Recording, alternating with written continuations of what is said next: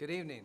I'd like to call to order our regular scheduled council meeting for Monday, April 22nd, 2019 at 7 p.m.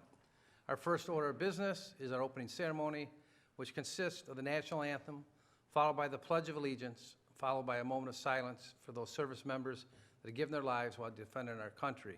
Helping us with the Pledge of Allegiance today is the shining star from Farmington Elementary School, Mr. Cooper Proudlock, and he's in the 6th grade at Farmington, and he's going to help us with the pledge today. Would everybody please stand?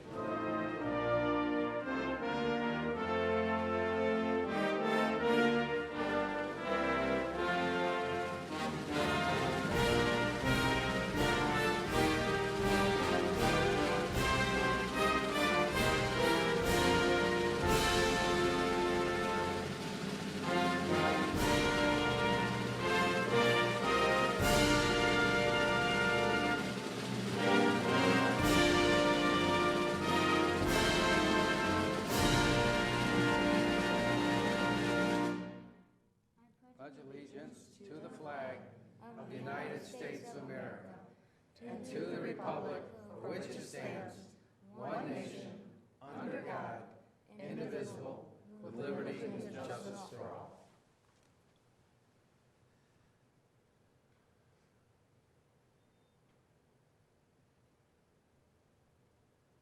Okay, thank you. Please be seated.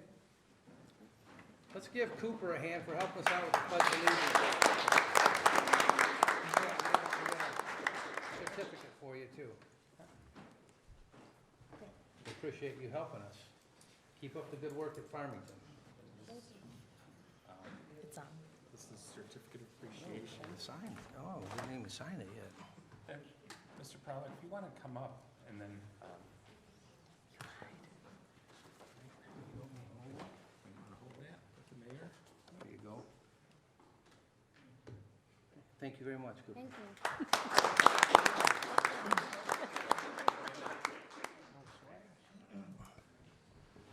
Okay, Mr. Miller, you want to take the roll call, please? Mayor Walker. Here. Mayor Pro Tem Jacobs. Here. Councilmember Lynch.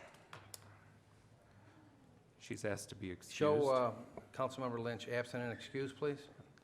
Councilmember Squires. Here. Councilmember Earl. Here. Councilmember McCarge. Here. Councilmember Kerwin. Here. Okay, we're moving on to item 4, approval of the agenda as presented. Mayor, Councilmember Squires. I move to approve the agenda as presented. Support. Support from Councilmember Jacobs. Any comments from the table? From the general public? All in favor? Aye. Opposed? Hearing none. Passes 6-0. We have no recognition tonight, no presentation. We'll go on to comments from state and county officials. We have Mr. Peterson here from State Representative Jewel Jones's office.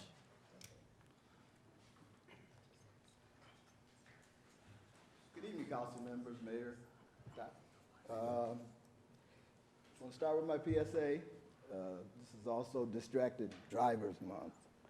I think it's very important to point out that this is one of the biggest causes of accidents, believe it or not, especially among young people. They're distracted by texting, Facebook, Twitter, Snapchat, which I'm just learning about, and other kinds of social media, but clearly it's a real problem. And there are also others who are distracted, applying makeup, eating, And believe it or not, pets in a car are also a big distraction. They estimate that one in 4 accidents involves the use of a cell phone. And that's even when the cell phone is not being held, because the person's attention is being diverted by the fact that they're talking on the phone. 34% of teen drivers have admitted that they're texting while driving. So the challenge for all of us is to be more aware. You know, if you have young children or young adults, remind them that they have not only their own lives in their hands, but the lives of others as well. So it's important to pay attention when they're driving. Not a lot to share. I just wanted to point a few things out that are happening around the state that I think would be of import to the community.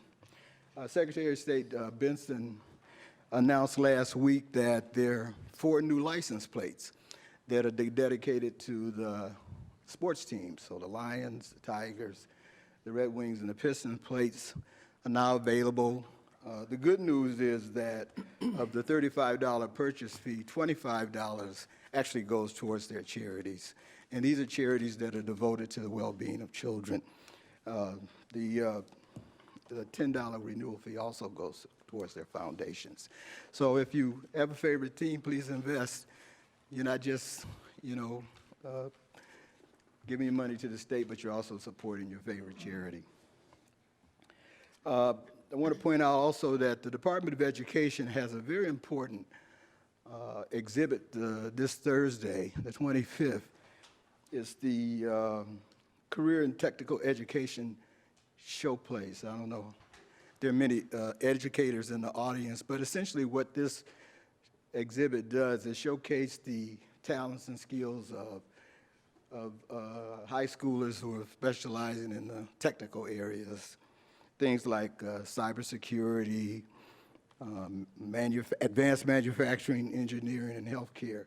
Believe it or not, there are like 47,000 jobs available in the trades annually across the state, and they're projecting that by the year 2026, there'll be 545,000 jobs. I remember growing up, I always wanted to be a tool designer. I was fortunate enough to go to college, but I started out at Ford, and I was trying to get into an apprenticeship. And having worked in a professional career for some time and worked in the manufacturing area, I got to know a lot of skilled tradespeople. And what I discovered over time is that that's a skill that's really disappearing. We're offshoring a lot of our technical ability. And as we get more into technology is going to be important for us from an economic standpoint, that we continue to invest in these kind of careers. So these kids they chose some of the best ones around the state, and they're showing what they can do as far as their technical aspirations are concerned. There are about 110,000 high schoolers who are involved in these kind of careers. So I know locally, please support them.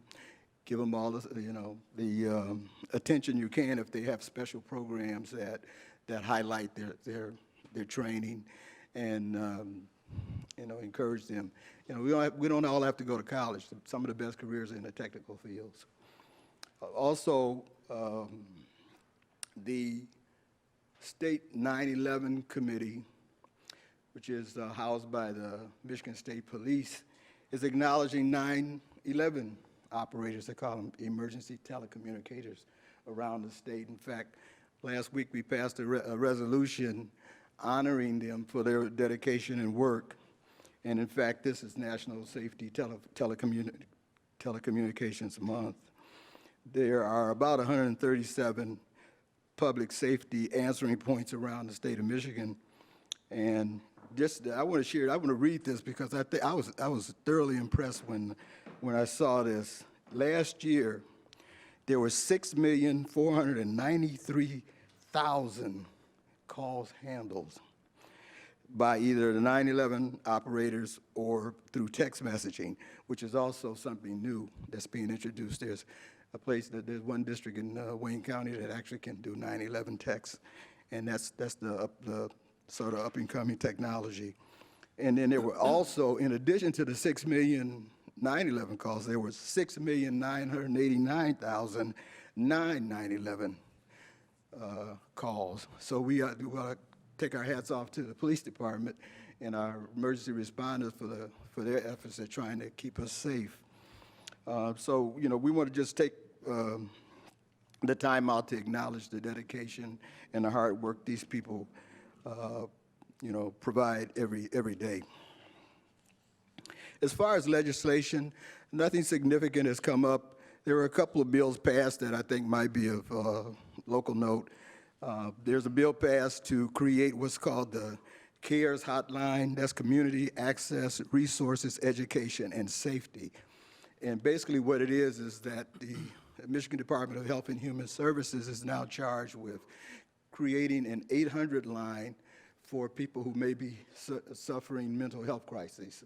And what they can do is call that agency once the telephone number is set up. It hasn't been set up yet, but it's 24-hour referral so that they're having a crisis. It's not the suicide prevention line, but rather a line to help with mental health crises. The other thing of note was one of the problems we've had that needs to be addressed is the fact that because of a lot of the snow we had this year, some of the schools were forced to extend a number of absences. We passed special legislation that forgives them and gives them some additional time to make up those lost days. That's really all I have. Thank you. Thank you, Mr. Peterson. And from Senator Betty Jean Alexander's office, we have the liaison, Lisa Hicks Clayton. Thank you. Good evening, Honorable Mayor and City Council members, City Manager as well, and of course, the City Clerk, Treasurer. Good evening. Thank you for giving me a few minutes. I'll be very brief. I just wanted to say hello again and let you know our office is always available to you. If you have any questions or concerns or anything that we can help you navigate through. I did leave my business card with all of you, so you can contact me directly. As you said, I am the community liaison for Senator Alexander's office. I also wanted to share with you, these magazines are wonderful. I gave you each one, and they go like hotcakes, by the way. It's the Pure Michigan magazines. It gives you lots of ideas and things that are available through our beautiful state of Michigan. Some of these things, many things are free for families, for individuals. So it's a great way to enjoy your summer and recreate in the beautiful state of Michigan. So these you can find in your Maplewood Senior Center, Community Center, as well as we're going to leave some here in City Hall this evening for you to put out if you'd like. And the last thing I want to say is I want to commend you, because I'm an elected official as well in your neighboring community of Dearborn Heights, and I love civic engagement and community information. You did a wonderful job with this book, by the way. This is the Golden Book. I don't know if you've all seen it, but this is something it looks like Garden City has done to make available to your residents. And I was looking through it, and it has so much information in here. This is phenomenal. So I just wanted to commend you on a job well done. And thank you. Thank you. Have a good evening. Ms. Hicks, Yes. Senator Alexander got elected last November. Yes. We have yet to see her at a council meeting. The people of Garden City voted her in. She represents us. She replaced Senator Kniezek, and he was here regularly. We've seen Senator Kniezek all the time. We haven't seen her once I understand. in 5 months, going on 6 months in May. We'd like to see our senator, Absolutely. and I wish you could pass that on. I absolutely will. On behalf of the residents of Absolutely. Garden City, Yes. I'm calling her out. Well, I She needs to appreciate be you here. bringing that to my attention. Yep. I certainly will take the message back. In fact, I always debrief. When I go home this evening, I will debrief and share that sentiment and your concern. Okay. And I greatly value it, and I'm sure the senator does as well. Okay. And we'll address that. All right? Okay? Thank you so very much. Not that we don't like seeing Yeah. you here, No. But it'd be nice to see our senator that was elected by the people. Well, I won't take it personal. Okay. But no, certainly I understand, and I agree with you. The civic engagement piece is so important. In order to truly represent people, you have to be in touch with them. Right. You have to, and the senator agrees with that, as being accessible to people. I know she's doing office hours coming up in May. Everyone should have received a mailer by United States Postal Service mail, a card that talked about when she's going to be at Maplewood, and she's going to be at different community centers and senior centers in the district itself. My So- understanding is she hasn't even shown up at the coffee hours. Okay. That I don't know to be true, because I think they're just starting. So- But certainly, we will take a look at that, and that's my position, is to build the bridges. Okay. And have the senator available to you all, in our Okay. office to work for you. And I want to reassure the residents of Garden City, the senator, and through our office, we will work for you 100% tirelessly. And I'm just speaking just from experience. Okay. So, all right, thank you. Thank you very much. We have Wayne County Commissioner Glenn Anderson, who's always here. Thank you. Thank you very much, and good evening, everyone. Just a couple of brief updates. I've been named chair of the committee to handle, it's a special committee on the Criminal Justice Center for the commission to provide the oversight for the commission and regular reporting back from the construction site and all those contractors that are involved. A lot of work is going on. I don't know how many of you have been around that area. Quite a bit of work is going on currently, and it's certainly going to accelerate as soon as the weather clears and we get good stretches of dry weather. I think we're in for another rainy couple of days maybe, but the work is going on, and I think it's pretty well on schedule. That's one of my tasks, is to make sure that we're following up and making sure it is on schedule, that it's within budget. And as everyone with any history of the old jail project knows, that was something that didn't happen back then, and a lot of change orders that pushed the budget, pushed it way beyond what it was budgeted. The other thing is just that we have the line. I would like to remind everyone, potholes. I called and I had a resident that called me or actually I ran into her at a meeting last week, and it was at Middle Belt Road, and it was actually just in the Westland portion near the bridge on the northbound side, some really bad potholes there. So I called it in, but anyone that finds any hazard on the road, including potholes, are encouraged to call toll-free 1-888-ROAD CREW, and they can report it. They'll get a reporting number, and it gives us something to follow up on if nothing is done within a week or two. Okay. All right? Thank you very much. How's Cherry Hill looking? I know you had us do a resolution. Well, yeah, and I need to talk to you about that. We'd like to get it. The commission, we approve the budget, but we don't approve them for certain projects. So we probably need to get the letter directed to the executive to put that on the list. And when it comes to the commission, then the commission will, certainly approve it, because they know the condition that road is in. I know our fire chief here in Garden City has mentioned many times about they try to avoid it when and sometimes when their emergency vehicles are going over, they don't want to destroy a piece of equipment by running it over the road and damaging it. So they will sometimes have to reroute those vehicles, and that can mean time, them arriving in time and getting someone transported in the time they would otherwise. So it's a priority for me. I turned it in as my number one priority for that to be done. But the executive's Department of Public Service Director has to put that on the list to submit. We are going to try to do it from our end, but we certainly need the support. We're talking Cherry Hill from Merrimack to Yes, Inkster. Cherry Hill all the way through. That wasn't completed before. Right. Okay. Yeah. All right, thank you. Thank you. Okay, community events, did Candace show up? Yes. Candace Westbrook is the president of the Garden City Youth Athletic Association, and she has a few comments to make about baseball. I do have a few comments, and I wrote them down so I didn't babble or forget anything important. So thank you very much for allowing me time to invite you to our events. The first event I'm going to invite you to is the 4th Annual Kerwin Classic. This is a baseball tournament, and this year we're hosting 54 baseball teams from 9U up to 14U with games at Muller Park and City Park. The tournament kicks off with games starting at 5:45 p.m. at both locations this coming Friday. Saturday, we have a full day of games at both locations starting at 8 a.m. and the last game starting at 8 p.m. Sunday, the tournament will continue with playoffs and championship games. Championship games will start at 3 p.m. For our 14U championship game, we were lucky enough to get Kevin Kramus to volunteer his time to announce that game for us. So the kids will like that. They always love that. We would love to see you in the community come out and enjoy some good baseball and hopefully some really good weather, hopefully. We have 3 Garden City teams participating in the tournament this year. So our next event is Saturday, May 4th. This is our biggest event of the year, opening day. It's a special year for us as we're celebrating our 65th season of baseball. The day starts off with our 21st annual pancake breakfast held at the Berger Transition Center, and that's located at 30300 Maplewood, and it's from 8 to noon. We invite everybody to come out and bring your families for all-you-can-eat pancakes, sausage, orange juice, milk, and coffee. The cost is just $5 for adults, $3 for ages 5 to 17, and $1 for children under 5.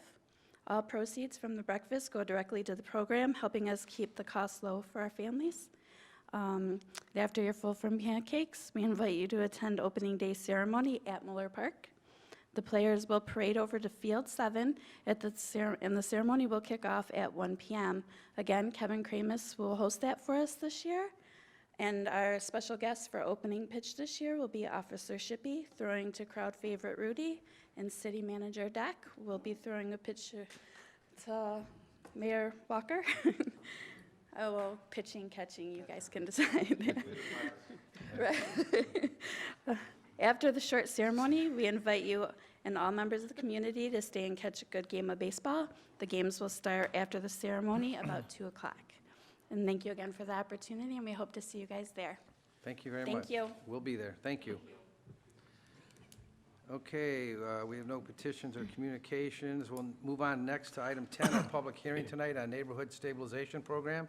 Mr. Miller, you want to say a few words about this before we call people up? Okay. This is a public hearing this evening regarding the conveyance of property that we received through the Wayne County's right of first refusal. Tonight, we received actually one property during that process from 2018, and we are just now getting it prepared to sell. We did all of the due diligence to make sure that the title was quieted. We made all the efforts to contact any former residents, anybody that had claim to the property. We received none at this time. The house is at 28621 Elmwood. We're in the process of working with Enterprising Real Estate to take the home and do a full renovation. I've been through the house a couple times. There's a hole in the roof. It's a terrible blight to the neighborhood. Enterprising Real Estate is going to do a complete gut and renovation to make the home as beautiful as possible, put it back on the market, sell it, and we'll start collecting taxes again on it. Sounds good. So, For the residents, if you remember a few years ago when we started the Neighborhood Stabilization Program where we caught all that heat from everybody, there was 17 properties that first year. So you can tell the economy is getting better and more notifications are going out by the county, and we only got one property this year. So things are getting better all around, not just in Garden City. But anyway, I'm going to open up the public hearing. Anybody wishing to speak on the Neighborhood Stabilization Program? Okay, seeing none, I'm going to close the public hearing.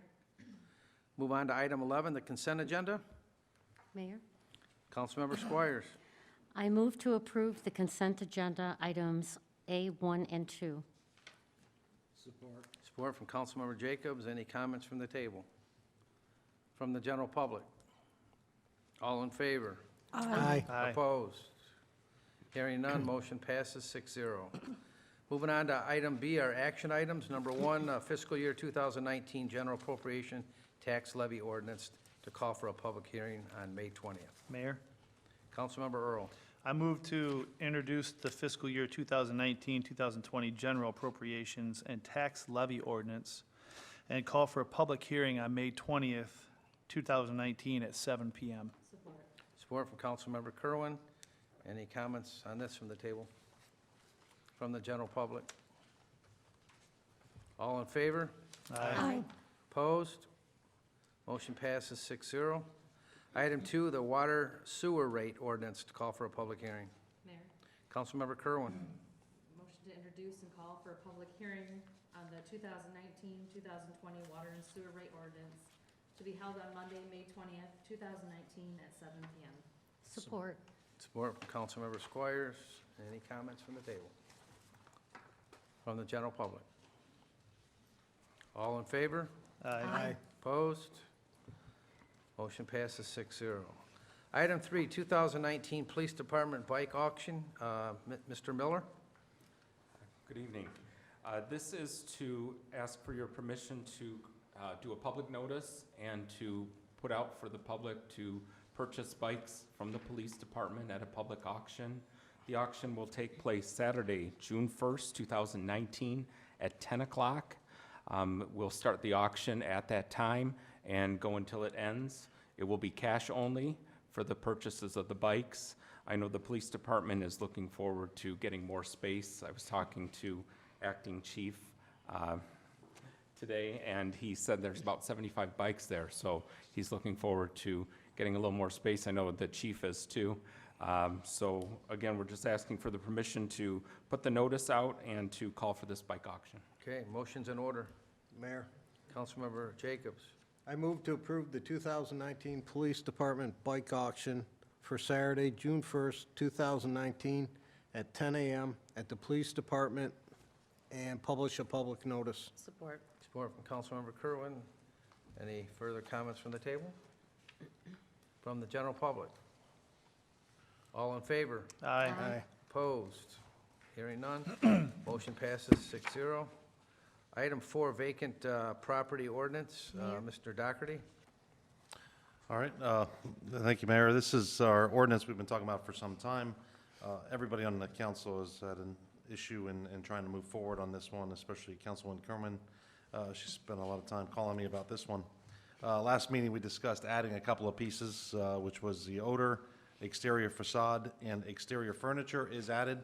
For those listening in, watching at home, all the way in Pennsylvania, the citizens that have concern to some of the houses next to them, as well as businesses that are just left vacant, maybe out-of-town owners, especially when it comes to businesses, the blight that's left by those not interested because they don't see it every day. This ordinance will take care of that, including a number of different things, including vegetation, debris removal, graffiti, the landscaping maintenance. If there's a pool in the back of a house, it must be maintained.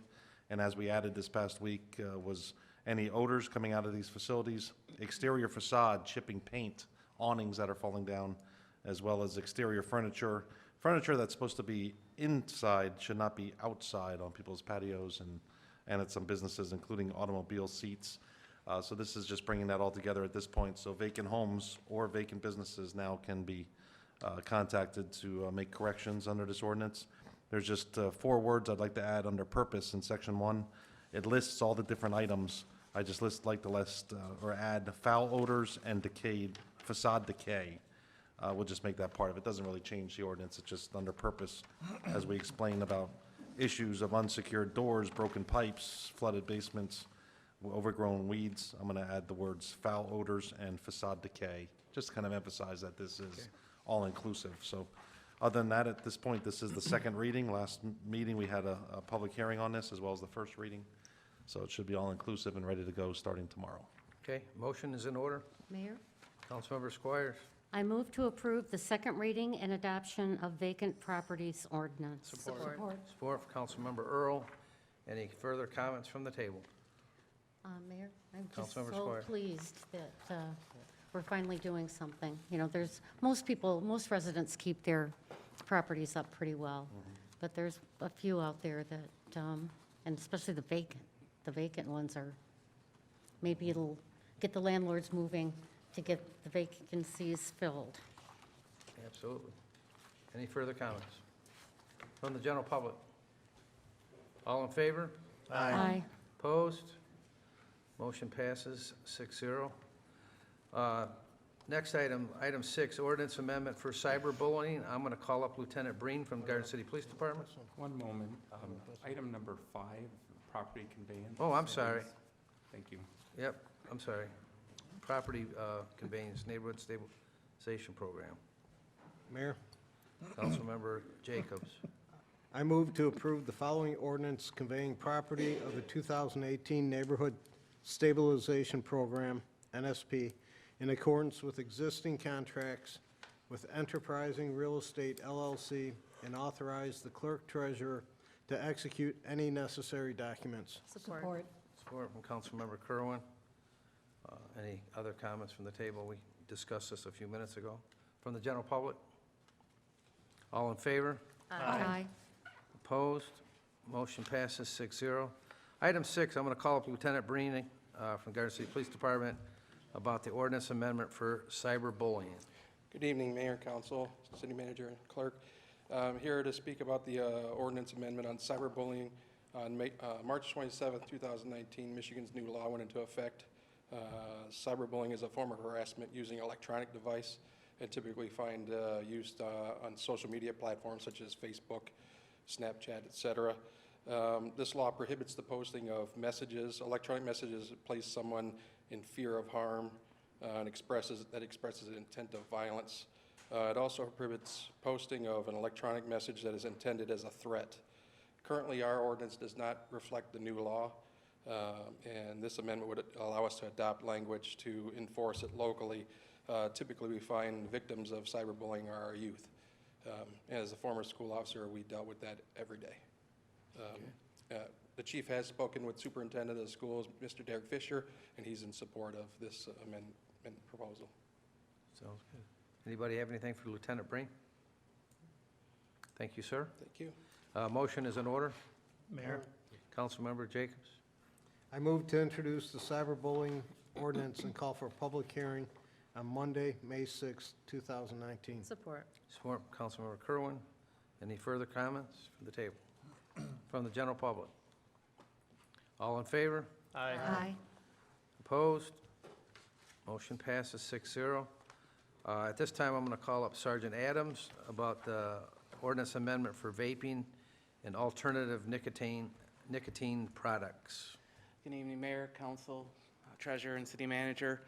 Just some stats for you real quick. Center of Disease Control said e-cigarettes are the most common use of tobacco by youth today.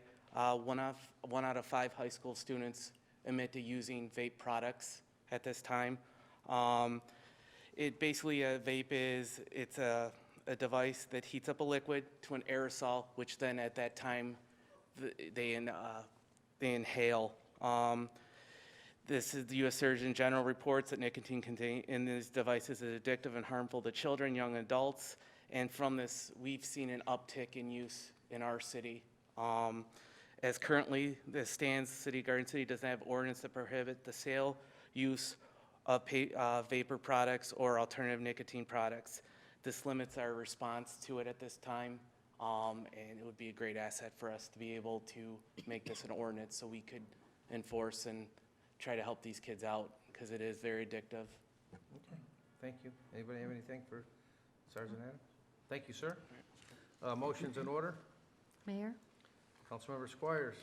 I move to introduce ordinance amendments regarding minors and vapor products and alternative nicotine products and call for a public hearing Monday, May 6th, 2019. Support. Support from Councilmember Kerwin. Any further comments from the table? From the general public? All in favor? Aye. Opposed? Motion passes 6-0. The final item, item 8, is construction inspection services. Motion is in order for this. We received 5 bids on this particular thing to inspect all the road work that we're going to be doing. Mayor, Councilmember Kerwin. motion to approve a 3-year construction inspection services agreement with Bocelli Group of Livonia, Michigan, in the amount of $50 per hour. Support. Support from Councilmember Earl. Any further comments? Mr. Doherty, you anything? Yeah, this isn't just for roads also, it's for any construction projects that we're involved in. It's something the council's been talking about for a little bit now, is to open up the door for inspection services. Bucelli is a group that the city currently contracts with when it comes to regular house inspections and business inspections at this point. But of the 5 bidders, they came in as the lowest bidder at an hourly rate here. So what we would do is, as Hennessy is still contracted with us as an engineering firm, they would be the ones to put a project together, say it's a new road. Bucelli in this contract here is not to redesign roads. Their job strictly is inspections. So what we would have is another group to work with us. I would have them work with Hennessy on the initial project to make sure they're in agreement with the final product. And then Bucelli would take from there to be the inspector for the project itself, representing the city. So we have a little back door on both sides to make sure that we're running a good Okay. project. Councilmember McCarty. Just a question. So as a project comes up, because it's going to be for all, will, I mean, $50 an hour, but will the council have to approve? Yes. The number of hours? Every contract. Every Yeah, contract. we'll have it, part of it, it'll be the split between here's the project and then here's the project management, the inspection fees. So kind of what we've done in the past, it's just Hennessy has always generally had the inspection with the project. Here we'll have it split, so. So this would be a separate thing? Yes. And then my other question is, when they do the inspections, they, I know they're on site, but they also have paperwork.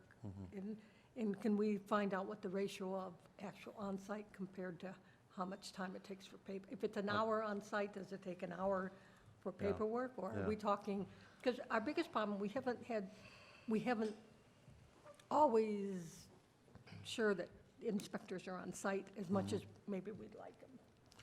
And that's where this all came about, to make sure that we have that. So I can find out statistically what the ratio is, but they're pretty much on site while the construction's happening. We have Hennessy doing the engineering, and now we'll have Bucelli doing the inspecting to make sure Yeah. what we're paying for on these roads, they're Yeah. building them the right way. But the way I'll they're get supposed to. statistics for you on how much time is spent away from the project itself. And then, I mean, and just, is it a 40-hour week, or is it a 20-hour? I mean, I just have not a clue. Yeah. So, Well, thank and it is deceiving a little bit, the $50 an hour we're talking about. It'll be thousands of dollars per project, but that's what we're paying now currently. So it won't be just a 2 or 3 hour stop by. It'll be a major price in the end, but savings compared to some of the other bidders, we're in good shape.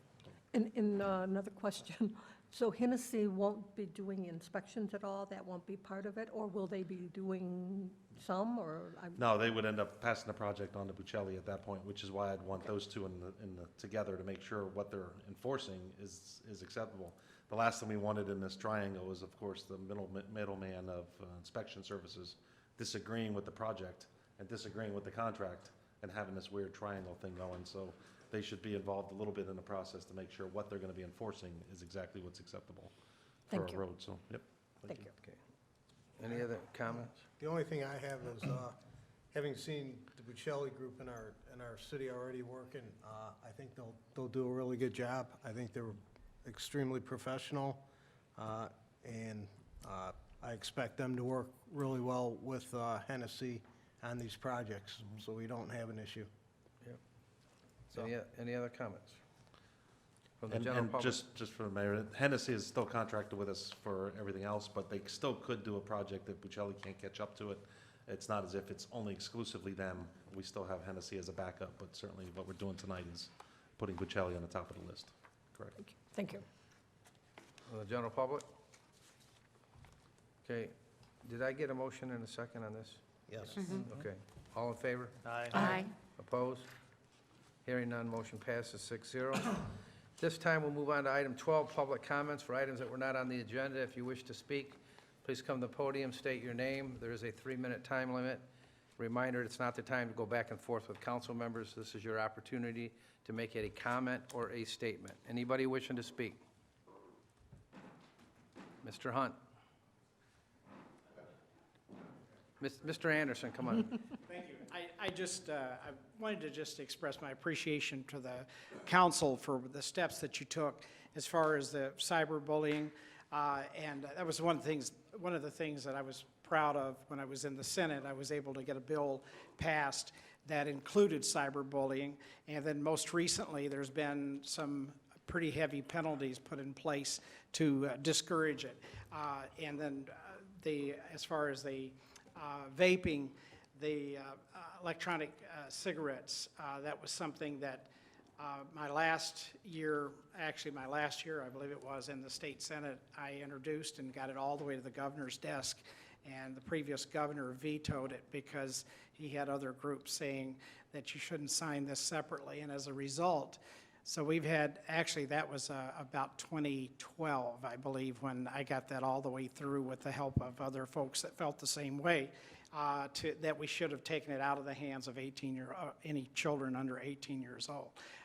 And it was one of the biggest disappointments I had, I believe, was that the governor didn't sign it, that he vetoed it. But anyway, I wanted to commend you all for what you're doing on that and the police department's involvement. Okay. Thank you. Mr. Hunt?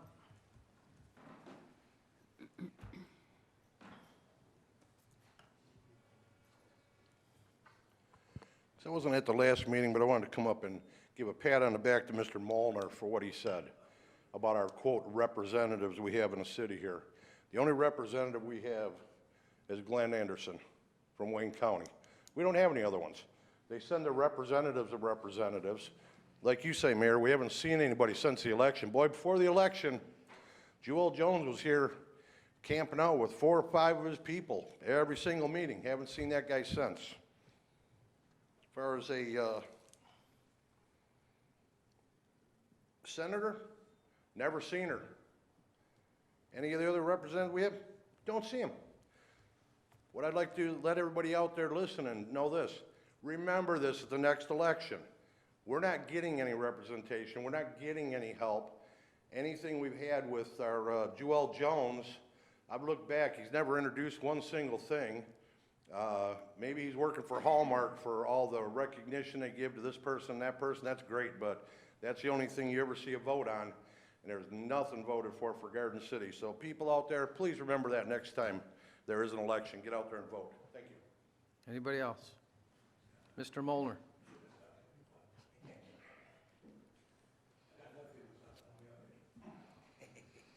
Yeah, I just want to know, I don't know if anybody heard the governor talking today out in Flat Rock, but, and you can take this back to the senator there. She's talking about the 45 cents.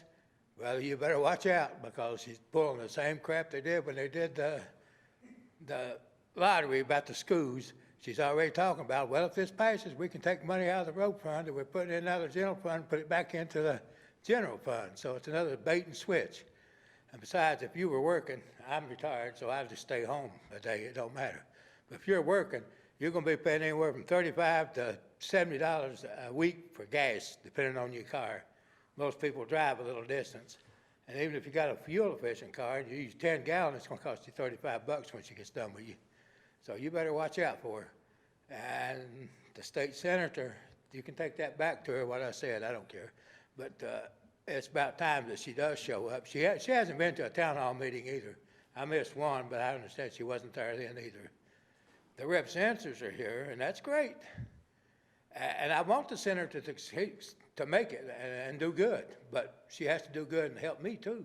She can't just do good and help Detroit. And that's all they care about because they got enough votes in Detroit to get elected. And it's sad to say that, and the people better wake up in Garden City too, because she got quite a few votes in Garden City, and I asked them at one of the meetings, who knows anything about her? I didn't see no hand go up.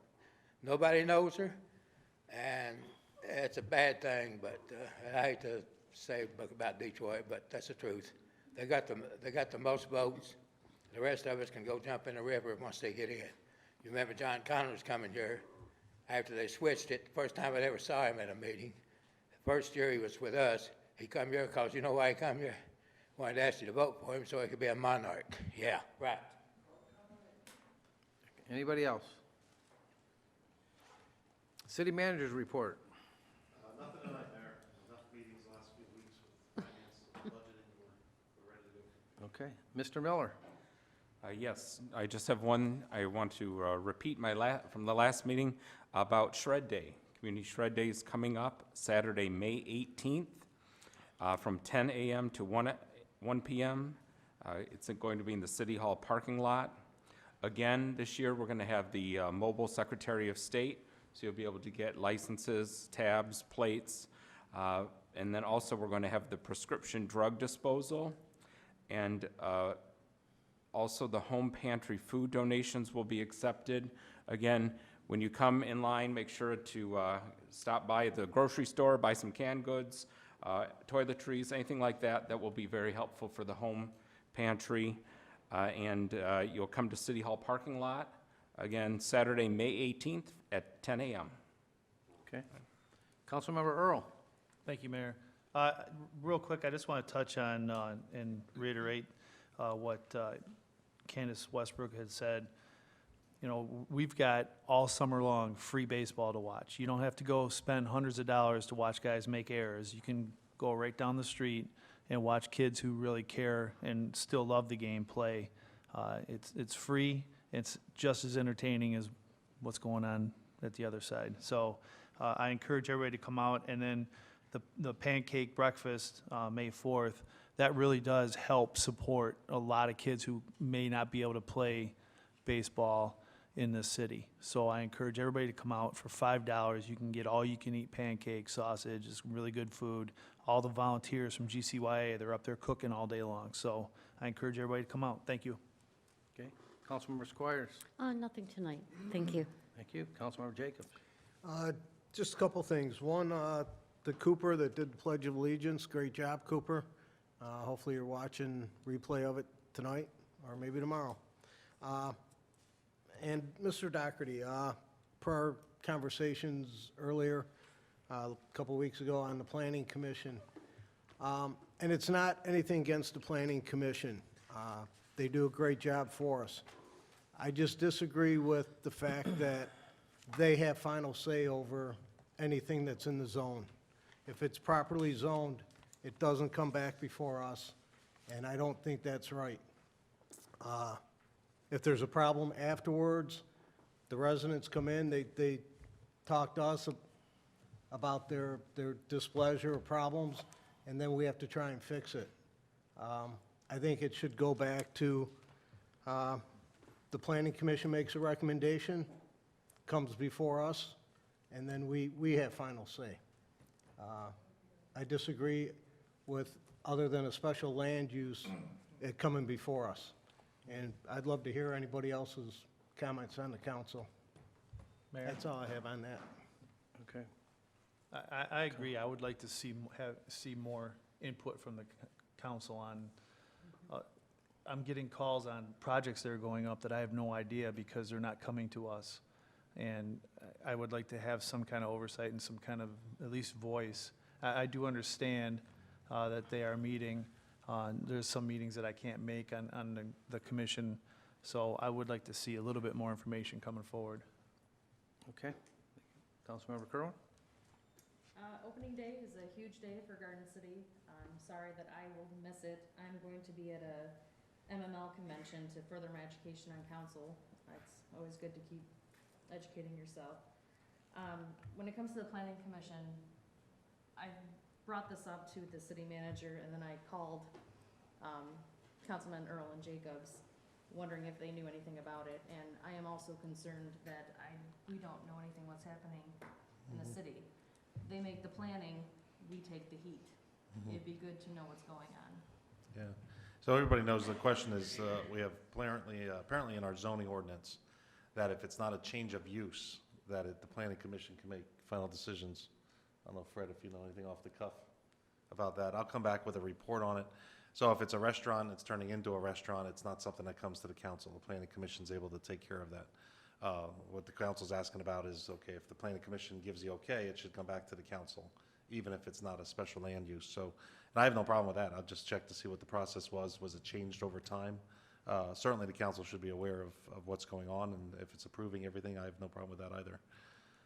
So. Mayor. Okay. I think the situation we're talking about is they're putting an extensive addition onto a building on Warm Road. There's a project going on over there. I know there's residents concerned that live behind that project, and quite a few of us didn't even know it was happening. I don't travel down that way very often, Once I got the email and the call, I went down there and I see what they're saying, and we didn't know anything. We didn't even know they were doing any of that, so that's where our concern lies. That's all I have. Councilmember McCarthy? I think at the minimum, to get the information, just even minutes and, or what projects have gone in front of the planning commission and what is going on. The planning commission, they have to go in front of them for the plans, but if those plans deviate from, I mean, we can't change laws up here. I mean, we can't, if a law says they can be so high, council can't say, well, no, you can't, am I wrong or right? No, you need a variance for those things. That's a different Right. animal. What we're talking about, if it's a restaurant turning into a restaurant, or if it's a Right. approved use, and this is history, this isn't a postdoc, this is what's been going on, is it's just taken Right, care of. right. There's a situation that's opened up the eyes, I think, of some people, which it's true. There was an issue at a facility once before, now that facility is expanding, but it's still the same type of facility. Should that come to the council and get approval? Well, traditionally, no. Does it have to, though? I mean, No, legally? no, it's your zoning ordinance, actually. I don't think our concern is Yeah. if the restaurant's turning into another restaurant. Our Yeah. concern is that there is a major project going on and none of us knew it was happening. People Well- ask us, and Okay. we It don't may, know. it may or may not have been in your packet on a regular basis when we have all of our things that are coming through the building department, but in general, that's not something I was directly involved with myself, because it's an approval through the building department that goes to the planning commission. But again, it wasn't a change of use. Change of use comes to the council, but not traditional stuff. I have no problem in changing that. Probably if it's the ordinance change, that'll come through the council in the next meeting to say we're gonna change it, that the final decision's not through the planning commission. It'll be back to the council, or whenever it changed in the first place. I'm not sure if it's ever changed. So traditionally, it won't come to the council. But again, the council still has, I mean, I've had people come up and complain that, okay, you have this type of store here, and you're allowing the same type of store here and here and here. They Yeah. don't realize that We have no say over that. we have no say. So there's a lot of Yeah. things that